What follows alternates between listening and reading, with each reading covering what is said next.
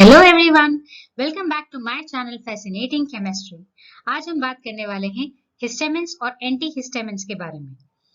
Histamine और उसका release, histamine के रिसेप्टर्स और उसका डिस्ट्रीब्यूशन, एंटी हिस्टामिन्स का क्लासिफिकेशन और ये सभी जितनी भी यहाँ पर हमने ड्रग्स देखी है इन सभी के mechanism of action, SAR, uses, side effects और सिंथेसिस।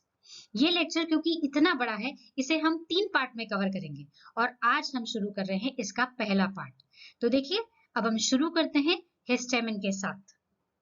एंटीहिस्टामिन्स ये वो ड्रग्स होती हैं जो कि हिस्टामिन के एक्शन को अपोज करती है। आखिर हिस्टामिन की ऐसी क्या प्रॉपर्टीज हैं या फंक्शंस हैं जिसे अपोज करने के लिए हमें एंटीहिस्टामिन्स की डिस्कवरी करनी पड़ी, यानी कि साइंटिस्ट को करनी पड़ी। तो देखिए, आज हम हिस्टामिन के बारे में, इसकी प्रॉपर्टीज पढ़ते हैं और रिलीज कैसे होता है वो पढ़ते हैं। हिस्टामिन जो होता है इसे हम टिश्यू अमाइन भी कहते हैं क्योंकि ये वाइडली डिस्ट्रीब्यूटेड है हमारी बॉडी में। ये इसकी डिस्कवरी करी गई थी विंडोज और वॉक्स ने 1907 में। वेसोडिप्रेसर इफेक्ट जो था वो सर हेनरी डेल ने डिस्कवर किया था 1910 में। वेसोडिप्रेसर इफेक्ट मतलब होता है वेसल्स को डायलेट करने वाला इफेक्ट, यानी कि बीपी को कम करने वाला इफेक्ट। ये फर्स्ट आइसोलेटेड हुआ था from liver and lung tissues. इसकी जो प्रॉपर्टीज होती है हिस्टामिन की, वो कहीं से भी हार्मोन की प्रॉपर्टीज को मैच नहीं करती, इसलिए इसे अलग ही कैटेगरी में रखा गया जिसका नाम दिया गया ऑटोकॉइड्स। ये ग्रीक वर्ड है, ऑटो मतलब सेल्फ और एकॉस मतलब रेमेडी, और इसके जो को मेंबर्स हैं वो है सेरोटोनिन, प्रोस्टाग्लैंडिन्स एंड एंजियोटेंसिन। इसका सिंथेसिस कैसे हुआ? ये हुआ है एल हिस्टिडीन से। एंजाइम था हिस्टिडीन डिकार्बोक्सिलेज और को एंजाइम था पायरिडॉक्सिल 5 फॉस्फेट। यहाँ पर हमारा है हिस्टामिन जिसका आयुपैक नेम मैंने नीचे दे रखा है। इसका आयुपैक नेम कैसे निकला है ये देखिए, इसमें जो मेन चीजें हैं एक है imidazole ring, ethyl side chain और अमाइनो ग्रुप। तो हमने इसमें मेन कंसिडर किया है इथाइल अमाइन को, और क्योंकि यहाँ पे 1 और 2 सेकेंड कार्बन होता है और यहाँ पर हम इमिडाजोल रिंग को कंसिडर करें तो ये 1, इसलिए 1H। इमिडाजोल में 4th पोजीशन से कनेक्टेड है इसलिए इमिडाजोल 4 इल और इथाइल अमाइन। क्योंकि यहाँ पर हम देख सकते हैं कि नाइट्रोजन की मात्रा ज्यादा है, इसका मतलब ऑब्वियसली वो बेसिक होगा इन प्रॉपर्टी। अब सिंथेसाइज तो हो गया, इसे स्टोर कहाँ करेंगे? तो ये इनएक्टिव फॉर्म में हमारी बॉडी में स्टोर होता है मास्ट सेल और बेसोफिल्स में। इसके अलावा हाई कॉन्सेंट्रेशन इसकी देखी गई है स्किन में, लंग्स में, इंटेस्टाइन में, यूरिनरी ट्रैक्ट में और सीएसएफ में। इसके फंक्शंस की अगर हम बात करें तो इसके फंक्शंस होते हैं हाइपर सेंसिटिविटी, यानी कि एलर्जिक रिएक्शंस को प्रोड्यूस करना, यानी कि इन्फ्लेमेशन, पेन, स्वेलिंग, ये सारी चीजें। इसके अलावा वेसोडाइलेशन इफेक्ट, यानी कि वेसल्स को डायलेट करने वाला इफेक्ट। ये इंट्राक्रेनियल जो वेसल्स होते हैं उन्हें भी डायलेट करता है जिसकी वजह से हेडेक देखा गया है। इसके अलावा एडिमा, एडिमा मतलब होता है accumulation of fluid in the tissues. इसके अलावा bronchoconstriction, cardiac output, gastric acid secretion, ये सारे इसके फंक्शंस हैं जिसकी वजह से हमें एंटीहिस्टामिन्स की डिस्कवरी करनी पड़ी। तो आइए पढ़ते हैं हम इसका रिलीज कैसे होता है मास्ट सेल से। तो यहाँ पे मैंने आपको एक मास्ट सेल बता रखा है। मास्ट सेल में बहुत सारे ग्रैन्यूल्स होते हैं, ये देखिए आपको दिख रहे हैं यहाँ पे बहुत सारे ग्रैन्यूल्स होते हैं। इन ग्रैन्यूल्स में हिस्टामिन और हैपरिन बाउंड फॉर्म में, आयनिक फोर्सेस के साथ बाउंड फॉर्म में यहाँ पर स्टोर होता है। जब कभी भी आपका एलर्जन बॉडी में आता है, जैसे यहाँ पर आप देखिए एलर्जन है, ये जब कभी भी आपका बॉडी में एलर्जन आता है, ये एलर्जन जाकर के आईजीई एंटीबॉडी से जाकर के बाइंड होता है। तो यहाँ पर कितने हैं? एक एलर्जन जाके 2 आईजीई एंटीबॉडी से बाइंड होगा। यहाँ पर बता रखा है बाइंड।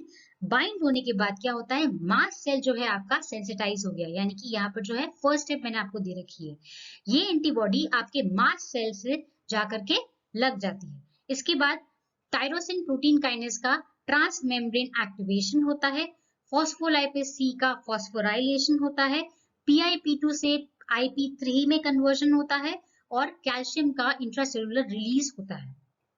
फाइनली ये ग्रैन्यूल्स जो होते हैं वो यहाँ पर इस जगह पर आ जाते हैं और इनके मेम्ब्रेन का फ्यूजन यहाँ के मेम्ब्रेन से हो जाता है और फाइनली ये ग्रैन्यूल्स जो ओपन अप होकर हिस्टामिन को रिलीज कर देते हैं, जिसे हम बोलते हैं एक्सोसाइटोटिक रिलीज। तो यहाँ पर मैंने आपको दे रखा है, इसे हम डीग्रैनुलेशन भी बोलते हैं, यानी कि ग्रैन्यूल्स का ओपन होना, और यहाँ पर मैंने आपको यहाँ पे हिस्टामिन बता रखा है, ठीक है। और अगर हम बात करेंगे नॉन इम्यूनोलॉजिक एक्टिवेशन का, तो इसका एक्टिवेशन दो तरीके से होता है, नॉन इम्यूनोलॉजिक और इम्यूनोलॉजिक। नॉन इम्यूनोलॉजिक में आपके आ गए जैसे प्रोस्टाग्लैंडिन्स है, एसीएच है, ड्रग्स है, वेदर है, स्ट्रेस है, एयर पोल्यूशन है। और इम्यूनोलॉजिक में अगर आपका आ गया जैसे कोई भी एलर्जन आ गया, डस्ट, पॉलन ग्रेन्स या इनफैक्ट फूड भी आपका एलर्जिन ही कंसिडर किया जाता है। इसके जो रेगुलेटर्स हैं वो होते हैं साइक्लिक एएमपी और साइक्लिक जीएमपी। अब हम बात करते हैं हिस्टामिन के ट्रिपल रिस्पॉन्स की।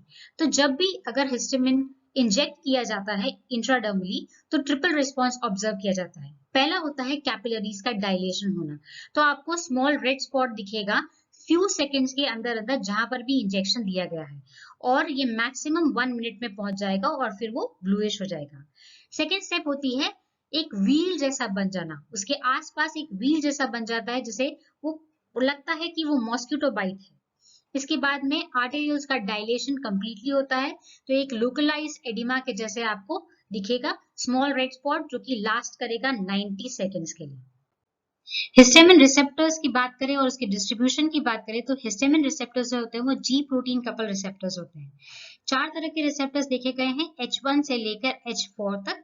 H1 रिसेप्टर पाया गया है smooth muscle of respiratory and GIT, uterine tissue, epithelial and endothelial cells, T cells, B cells, neutrophils, eosinophils and hepatocytes। इसका मैकेनिज्म होता है फॉस्फोलाइपेज सी को स्टिमुलेट करना। इसका जनरल फंक्शन है प्रूराइटिस मतलब इचिंग होना स्किन में, पेन, वेसोडाइलेशन मतलब वेसल्स का डायलेशन होना, हाइपोटेंशन मतलब बीपी का कम होना, फ्लशिंग मतलब स्किन का रेड हो जाना, हेडेक, टेकिकार्डिया और ब्रोंकोकॉन्स्ट्रिक्शन। सीएनएस में है कंट्रोल स्लीप वेक साइकिल, जो आपका स्लीप वेक साइकिल है उसे कंट्रोल करता है, टेम्परेचर को रेगुलेट करता है और मेमोरी पे भी इम्पैक्ट है।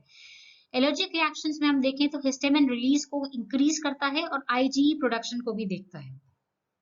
H2 रिसेप्टर्स को हम गैस्ट्रिक सेल्स भी बोलते हैं क्योंकि H2 रिसेप्टर्स आपके ज्यादातर स्टमक में पाए गए हैं, हार्ट और ब्रेन में भी होते हैं। इसका फंक्शन जो है वो मैकेनिज्म है इसका एडिनल साइक्लेस को स्टिमुलेट करना और साइक्लिक एएमपी को इंक्रीज करना, और फंक्शन है इसके गैस्ट्रिक एसिड सिक्रीशन करना, एयरवे म्यूकस प्रोडक्शन को बढ़ाना और वस्कुलर परमेबिलिटी को भी बढ़ाना।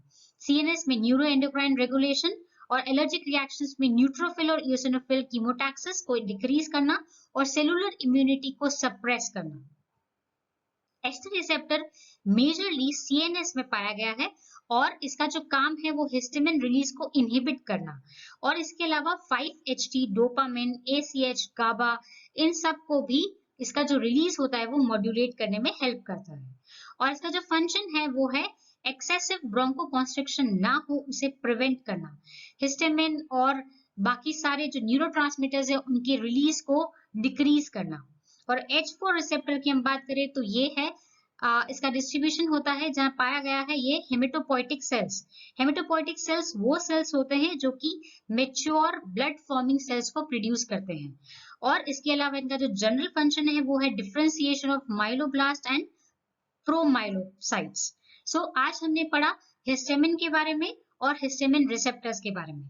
अब अगले पार्ट में हम पढ़ेंगे एंटी हिस्टामिन्स के क्लासिफिकेशन, उन सभी ड्रग्स जो भी एंटी हिस्टामिन्स कैटेगरी में आते हैं उनका एसएआर मैकेनिज्म, उनका सारा डेटा, उनकी यूजेस, एवरीथिंग अब हम नेक्स्ट पार्ट में कवर करेंगे।